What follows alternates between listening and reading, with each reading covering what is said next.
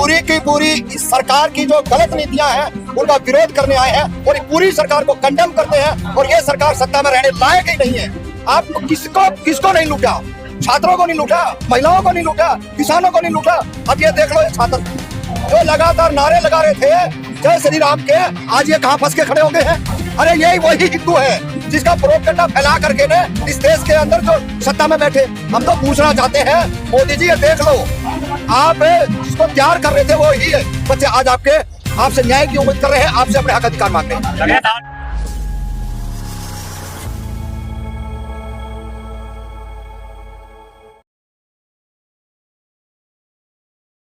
क्या आप लोगों को न्याय मिल पाएगा? देखिए, जो महाराष्ट्र का पेपर लीक हुआ है उससे साफ पता चल चुका है कि इस सरकार के बस का कुछ भी नहीं। 9 दिन से लगातार इस देश का युवा, इस देश के नागरिक, इस देश के छात्र, इस देश की महिलाएं लगातार संघर्ष कर रही हैं। ये उम्मीद थी कि दबाव पड़ेगा और ये जो है आगे पेपर लीक नहीं होगा, लेकिन हुआ उल्टा।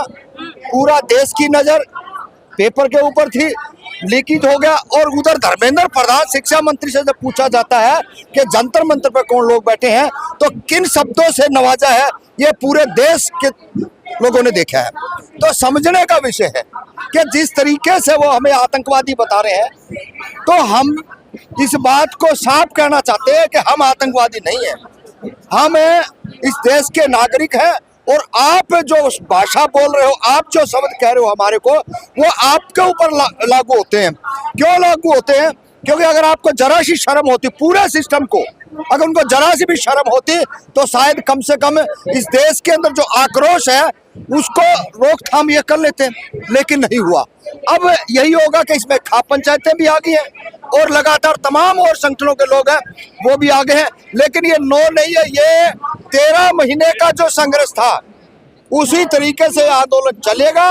और इस सरकार को अगर गिराने का काम होगा, इस सरकार को चकनाचूर करने का कोई काम होगा, तो शायद आज का युवा ही कर पाएगा। और उसके साथ में तमाम पेरेंट्स भी साथ खड़े हुए। सरकार को कोई फर्क नहीं पड़ रहा, बच्चे लगातार सुसाइड कर रहे हैं, मौत की घाट उतर रहे हैं, लेकिन फिर महाराष्ट्र में पेपर लीक हो गया, फिर बच्चे मरेंगे। सरकार को क्यों नहीं फर्क पड़ रहा? देखिए, बच्चों ने भी हम यही कहना चाहते हैं कि ज्यादा आप डिप्रेशन में ना आए।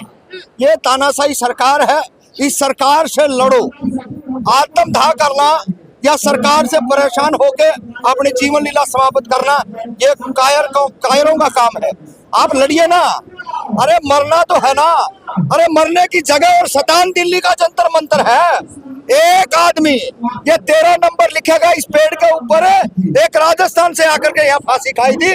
पूरी सरकार और पूरे देश को पता लग गया था कि यहाँ पे अगर कोई शहीद होता है, यहाँ पे अपनी कोई बात रखता है, तो पूरे देश के अंदर जाती है और सरकारों को भी सोचने को मजबूर कर देती है। तो इस देश का अंदर कोई भी छात्र ये कदम ना उठाए, आए लड़े इनसे, ताकि कोई आगे भविष्य में अपने आप को आगे बढ़ा सके, आने वाली पीढ़ी को हम आगे तैयार कर सके। बाकी इनसे लड़ना जरूर पड़ेगा, बगैर लड़े ये बात।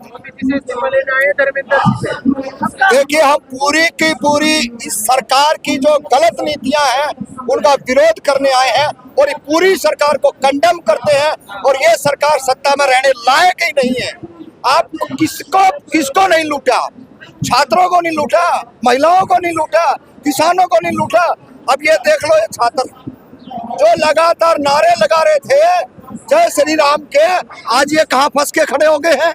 अरे यही वही हिंदू है जिसका प्रोपेगेंडा फैला करके ने इस देश के अंदर जो सत्ता में बैठे।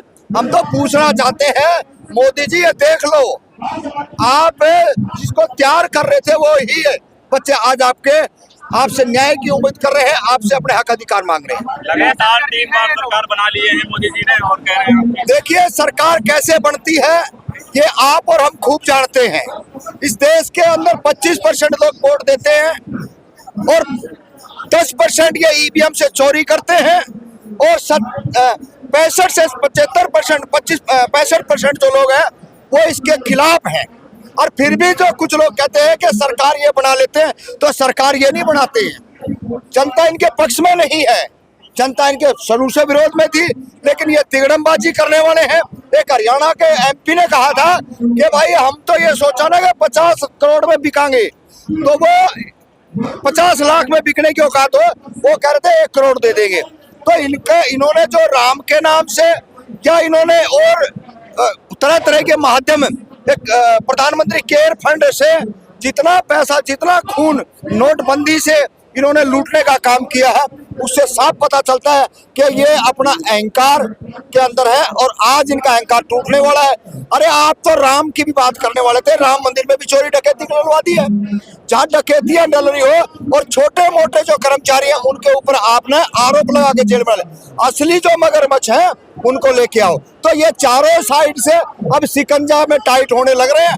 अब घबराने की जरूरत नहीं है, सिर्फ सोचने की जरूरत है कि लठ लेकर इनके पीछे पड़ लो। अब ये देश छोड़ के भागने वाले हैं बहुत जल्दी। शिक्षा मंत्री कह रहे दहशत गर्दी है छात्र। नहीं, हमने कहा ना, वो खालिस्तानी कहे, दहशतगर्द कहे, वो कोई भी नाम, कॉकरोच कहे, इस देश के सुप्रीम कोर्ट पे हमने उम्मीद थी कि कम से कम सुप्रीम कोर्ट तो न्याय देगा, लेकिन हो रहा उल्टा है। सुप्रीम कोर्ट में भी, चाहे इस देश की यूनिवर्सिटियों के अंदर भी तमाम आरएसएस के संघ के लोग बैठ चुके हैं। और ये देख लेना, अब ये जल्दी जाएंगे और उसके बाद में फिर शिक्षा व्यवस्था का ढांचा, अगर लोग सही रहेंगे, लोग ताकत में रहेंगे, तो हो सकता है ये दोबारा से सुचारू रूप से हम चालू करा सकें। देखिए, आज माओवादी ने और भूख हड़ताल का जो है फैसला लिया गया, कैसे देख रहे हैं इस फैसले को? देखिए, भूख हड़ताल करनी पड़ेगी, लेकिन एक बात मैं कहूंगा, इस देश के तमाम नागरिकों को, तमाम युवाओं को, तमाम महिलाओं को कि आप अमर अनशन मत करिए। अगर गलती से किसी ने कोई अमर अनशन करने का प्रयास कर लिया तो ये सरकार और इस सरकार के कुकरमुत्ते ये कभी भी आपका अनशन तुड़वाने के लिए नहीं आ सकते, ये कभी न्याय नहीं दे सकते। ये चाहते यही हैं कि ये अमर अनशन करे, लेकिन हम हड़ताल करेंगे, भूख हड़ताल करेंगे, धरना देंगे, लड़ेंगे इनसे, ताकि इनको पता चले कि तुम्हारी छाती में कील ठोकने का काम इस देश का नागरिक करेगा, इस देश का युवा करेगा। आप लोग इस्तीफा लेने के लिए यहाँ लगातार प्रोटेस्ट कर रहे हैं, लेकिन उनके मंत्रिमंडल में इस्तीफा नहीं होता। देखिए, ये तो बहुत बड़े बड़े तानाशाह इस देश के अंदर हुए हैं, जो अपने आप को कहते थे कि हमसे बड़ा कोई नहीं है। आज उनका कोई नाम लेने वाला नहीं है। तो वही है कि थोड़े समय के बाद में इनका भी कोई नाम लेने वाला नहीं होगा। ये तो बीच में थोड़ी सी हमसे या हमारे बुजुर्गों से गलती होगी, ये सत्ता में आ गई। नहीं, हमारे बाप दादा तो ये कह के मरा करते कि सरमाएदारों की पार्टी है, इनको कभी वोट मत देना। और ये जिल चाल साजी से आए, देश का पूरा भट्ठा बैठा दिया। और मेन देश का स्ट्रक्चर होता है शिक्षा। शिक्षा पे पहले आके इन्होंने हमला किया। ये बात सोचने और समझने लायक है। तमाम इस देश के नागरिक जहाँ जहाँ भी हैं, वो दिल्ली नहीं आ सकते, अपने जिले में, प्रदेश में प्रोटेस्ट करें। और जो एक बात और फैलाई जा रही है कि ये बी टीम है, ए टीम है, तो इस झांसे में ना आए। ये मुद्दा शिक्षा का है, ये बी हो या ए हो, इससे हमारा कोई लेना देना नहीं है। लेकिन बात है कि इस देश के अंदर शिक्षा व्यवस्था का और कुछ मत दो, सिर्फ हम तो शिक्षा ही तो मांग रहे हैं। शिक्षा के बाद में जो हमारे राइट्स बनते हैं, जिस लायक हैं वो आप करो, लेकिन आपके तो सोचने और करने में ही बहुत ज्यादा फर्क है। जिस तरीके से आपने हवाई जहाजों से फौज के पेपर जुम्मे लगाए और उसके बाद में भी आपके फिर भी लीकेज हो रहे हैं, तो इससे बनाना चाह रहे हैं भारत को। देखिए, हम नहीं बनाना चाह रहे, ये तो खुद स्वयं सत्ता में बैठे जो लोग हैं वो ये काम कर रहे हैं। हम तो बार बार उनको सचेत करने आए कि आप समय रहते इस देश को बड़ी ताकत से, बड़ी एनर्जी लगा करके, बहुत संघर्षों के बाद में तमाम महापुरुषों ने, तमाम क्रांतिकारियों ने इस देश को यहाँ पर लाके खड़ा किया था। और आज सब कुछ हो गया इस देश के अंदर, और आप जो ना इसको बेचने का काम कर रहे हैं, इसको लूटने का काम कर रहे हैं। आप कर क्या रहे हैं? आपका काम क्या था?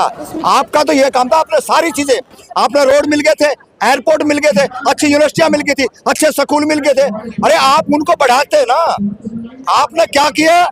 स्कूलों को बंद कर दिया, एयरपोर्टों को सब गिरवी कर दिया, लाल किले को गिरवी रख दिया। कोई समस्या से लड़ेंगे, समस्या है तो समाधान भी है।